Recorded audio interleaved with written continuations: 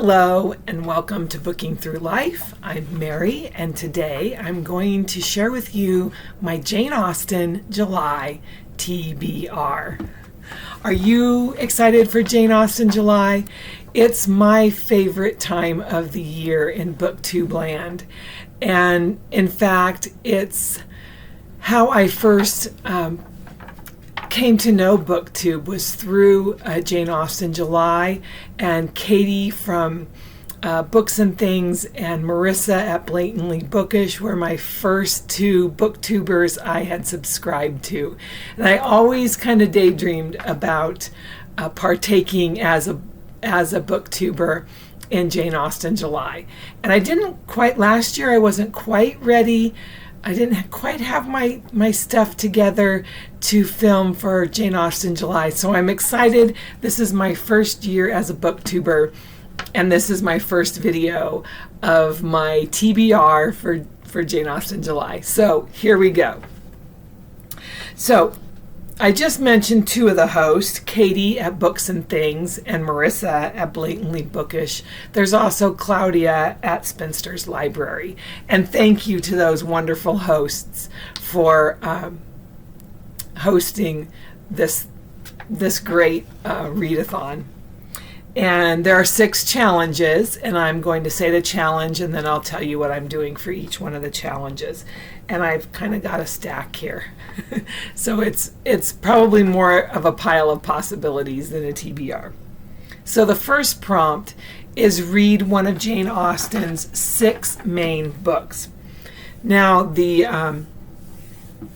hosts are having a group read of Northanger Abbey, and I read Northanger last year.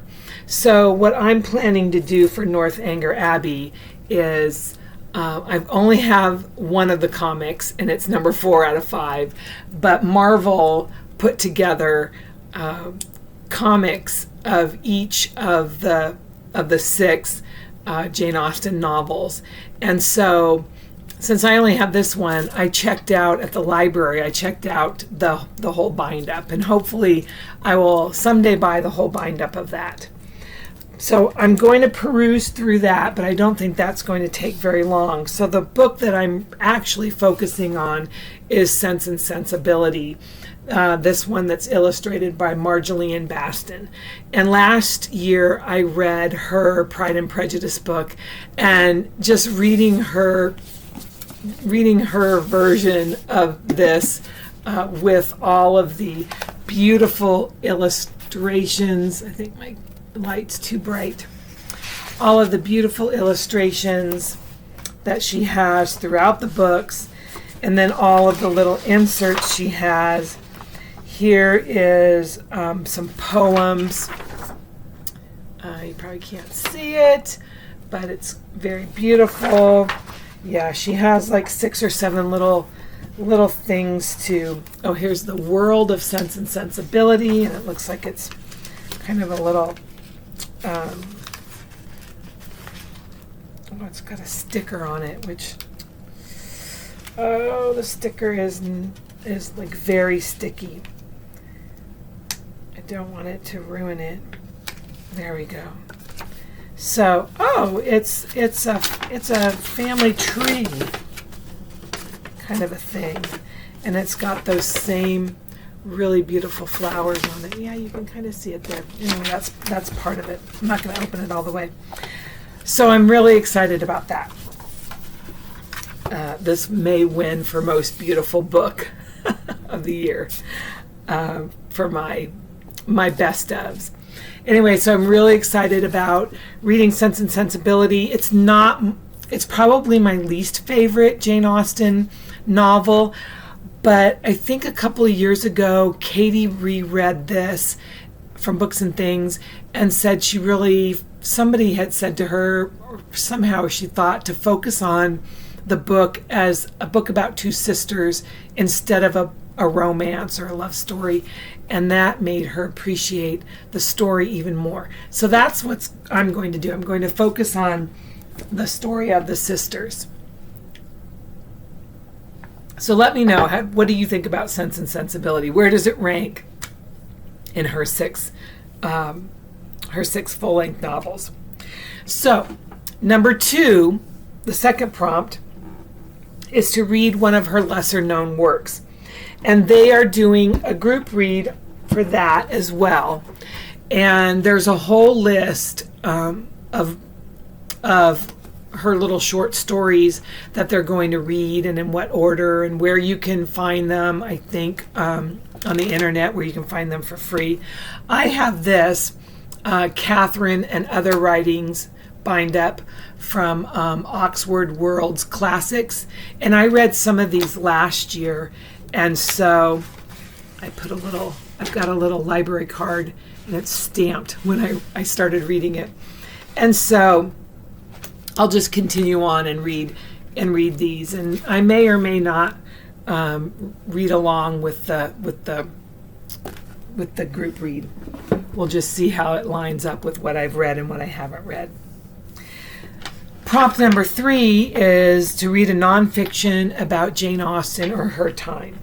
And I have a little stack for this one, and I even have some back here, but I know I won't get to all of those. Usually the nonfiction isn't one of the things that I focus on. I've kind of had some littler books for that. So I do want to do the Jane Austen devotional, and there's 100 of these. So I was just kind of thinking as I got it out that maybe I'll start this tomorrow. So I think that'll be fun.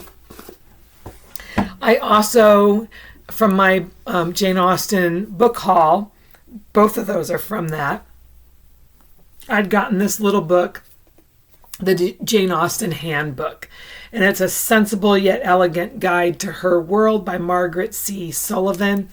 Heather, a lot of these, or some of these, were recommended by Heather at Fresh Parchment, and so, yeah, super excited about this. It's really cute. It's just something that you can read a little bit of it, and they're all just short little readings, and so you really could read some, and if you don't read the whole thing, it's not a big deal. The other option, and I can't remember who mentioned this last year, I wish I could, but somebody talked about just reading a children's book for a nonfiction, and I'd gotten this last year. Who Was Jane Austen by Sarah Fabini, and I didn't read it, so I think I will read this year. And then the other book that I'm counting as a nonfiction is the Jane Austen Escape Room, and it's by Marjolaine Baston. Again, those beautiful illustrations that she does, and I can't remember how many puzzles there are, but you have to help Jane Austen win her reputation back so she can marry Mr. Darcy. And so I think this will be a lot of fun. And looks like there's at least 18.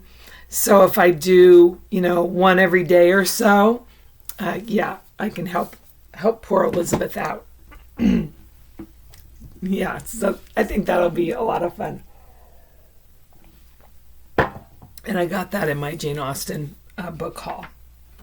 The fourth one is a retelling of Jane Austen or a historical fiction of her time. And these I usually go crazy on. I love the retellings.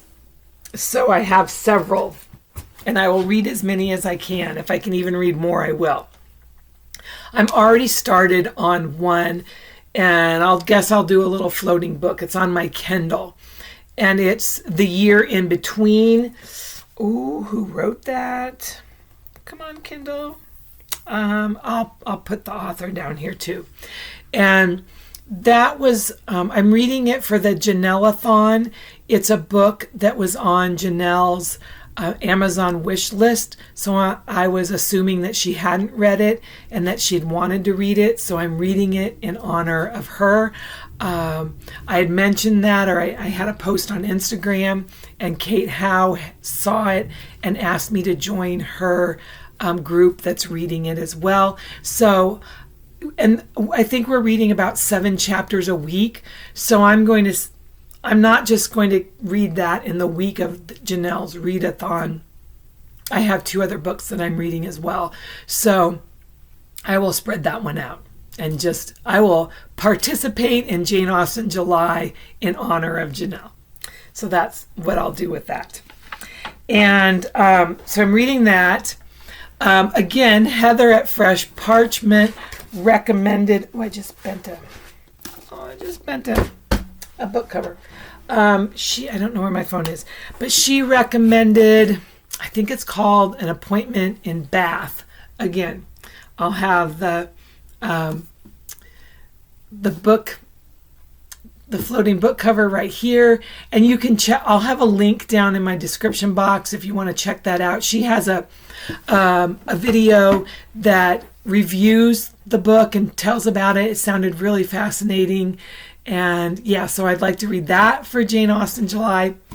Also, I definitely want to read this, The Late Mrs. Willoughby by Claudia Gray. She came out with The Murder of Mr. Wickham last year, and I read that, and I kind of had mixed feelings about it because I was I probably said this in my video before, I was a little stressed out about who may have killed Willoughby, and was it going to be a main character from the Jane Austen novels, but the two of the characters, it's the daughter of the Tilneys and the son of the Darcys, and they were kind of teenagers, and they came together as the amateur sleuths.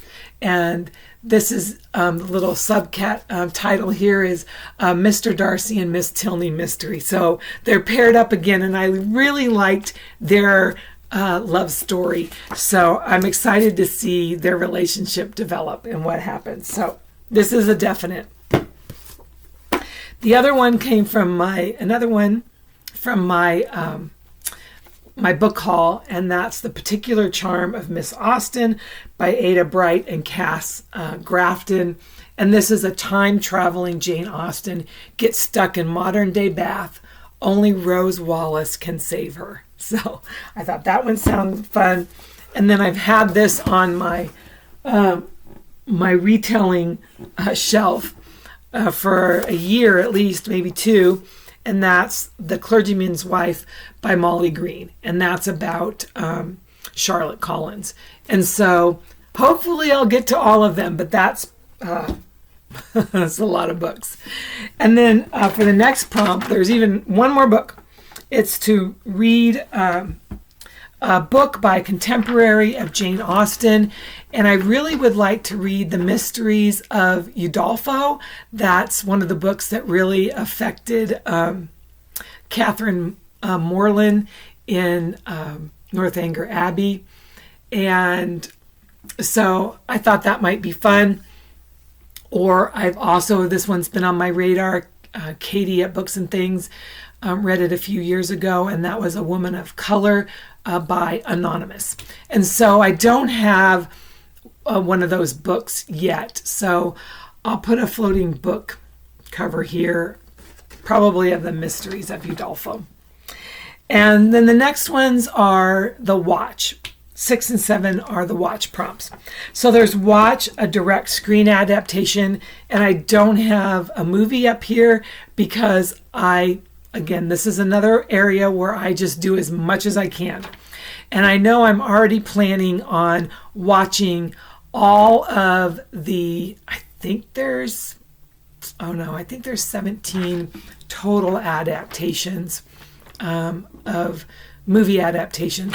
So I don't think there's 17 of just Pride and Prejudice, but there's probably at least 7 or 8. And I'm planning on watching all of those and doing a ranking of those. And I've already gotten 2 down. I've watched the 1940s with Greer Garson, and then I've watched I think it's the 1980s. It's the BBC. It's the first miniseries that they came out with, and I can't remember who the stars are in that one, but Mr. Darcy he's just got his tight jaw the whole time, and he talks like that, and Anyway, the guy I didn't think was a very good actor. But anyway, I'm going to watch all those, including Pride and Prejudice and Zombies, Bride and Prejudice. I do have Pride and Prejudice and Mistletoe. I'm not sure if I'll watch that one. The Colin Firth and the Matthew McFadyen ones, which I love both of those. There's the Latter-day Saints one, which is a little kooky. And then on Amazon Prime, I'll have to watch the musical, Pride and Prejudice, a new musical. And I'm thinking I'm going to watch the Emma one too, because they have a line that I always try to say this line whenever I can possibly fit it in. And it's, I'm bursting with reluctance. I don't know why, I just thought that was so hilarious. And I think Mr. Knightley says that. And in that musical, Mr. Knightley looks like he could be the father of Emma. It's really kind of it's good. I really enjoy it, but and the actor is a really good actor. He just looks like a middle-aged man. So I think that's kind of funny. And then the last prompt is watch a modern adaptation. And yeah, like I said, I just love them. Lost in Austen is one of my favorites. Austen Land is so good. I have spent a couple of years since I've watched the web series, the Lizzie Bennet Diaries and the Emma Approved, and I've just heard of a couple of other ones, and so I hope I can check those out. And if not, I might just be watching Jane Austen for the rest of the year. Anyway, those are my plans. Like I said, I'm so excited. My Jane Austen July usually spills into June and into August, and we'll see how that goes for this year. And I will be doing, I will be in Norway, leaving at the end of July into the beginning of August. So I am really hoping that I will be able to do some filming in Norway and posting maybe even my Jane Austen wrap up in Norway. I can't wait. I think that'll be fun. Anyway, that's it for today. Let me know what you're doing for Jane Austen July. Is this your favorite time of the year? Yeah, anything, any books that I mentioned that you want to comment on, I would love to hear. Anyway, leave your comments down below. If you have not liked or subscribed, please do. And I will see you again soon with some more Jane Austen content. Until then, I hope all your books are good books. Bye.